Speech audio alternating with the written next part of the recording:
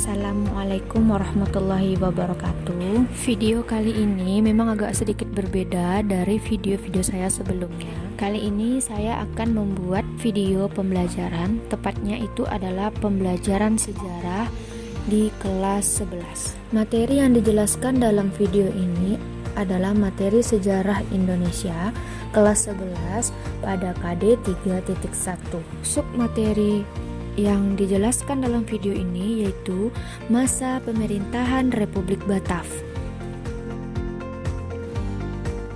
Apakah ada yang tahu atau pernah melihat bendera berikut ini? Ya, mungkin ada yang mengatakan ini adalah bendera Belanda. Tapi sebenarnya ini bukan bendera negara Belanda ya. Ini berbeda ya dengan bendera negara Belanda. Kalau bendera negara Belanda itu di bagian tengahnya tidak ada gambar seperti itu. Sekedar untuk pengetahuan awal bagi kita semua, ini merupakan bendera Republik Batav yang pernah dikibarkan di Eropa ketika Belanda diduduki oleh negara Inggris. Itu tepatnya pada tahun 1795. Apa itu Republik Batav? Oke, untuk memahami materi ini, tolong videonya jangan di-skip.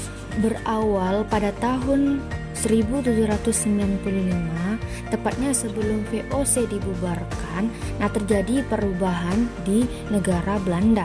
Saat itu muncullah kelompok yang dinamakan dirinya kaum patriot. Kaum ini terpengaruh oleh semboyan revolusi Prancis. Semboyan revolusi Prancis itu ada 3 bunyinya. Yang pertama, liberté atau kemerdekaan, yang kedua égalité atau persamaan, dan yang ketiga fraternité atau persaudaraan.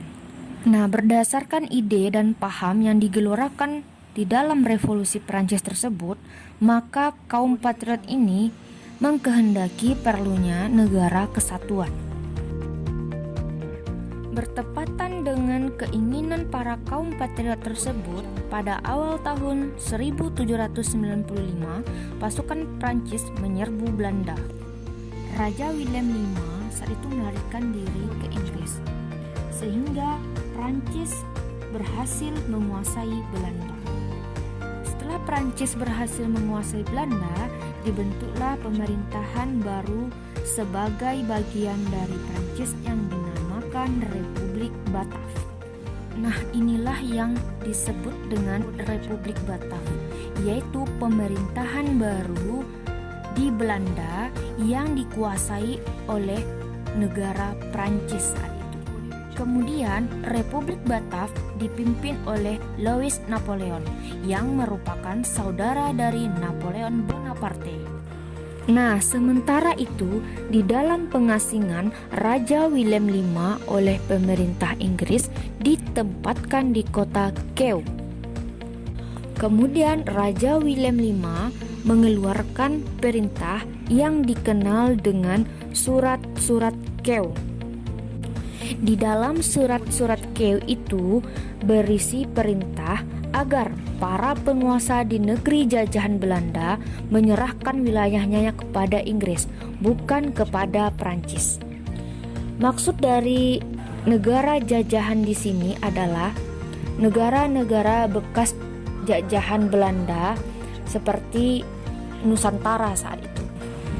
Dengan adanya surat-surat Kew tersebut, pihak Inggris bertindak cepat dengan segera mengambil alih beberapa daerah di Hindia Belanda seperti Padang di Sumatera Barat pada tahun 1795. Kemudian menguasai Ambon dan Banda tahun 1796.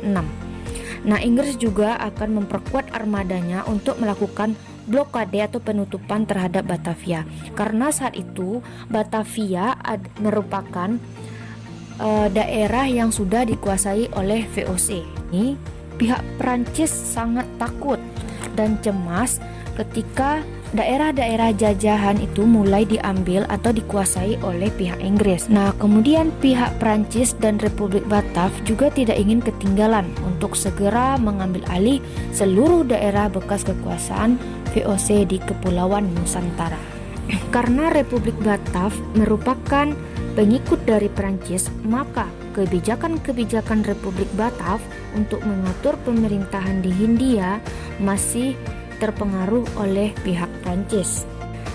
Nah, sehingga kebijakan utama Prancis waktu itu adalah memerangi Inggris. Oleh karena itu, untuk mempertahankan Kepulauan Nusantara dari serangan Inggris ini, maka diperlukanlah pemimpin yang kuat. Kemudian akhirnya ditunjuklah seorang pemuda dari kaum patriot untuk memimpin Hindia Belanda yang bernama Herman Willem Daendels. Herman Willem Daendels ini dikenal sebagai tokoh muda yang revolusioner. Akhirnya Herman Willem Daendels segera ditugaskan untuk memerintah Hindia Belanda yang berpusat di Nusantara dengan tujuan utama atau tugas utama Daendels yaitu untuk mempertahankan Jawa agar tidak dikuasai oleh pihak Inggris. Sampai jumpa, terima kasih. Wassalamualaikum warahmatullahi wabarakatuh.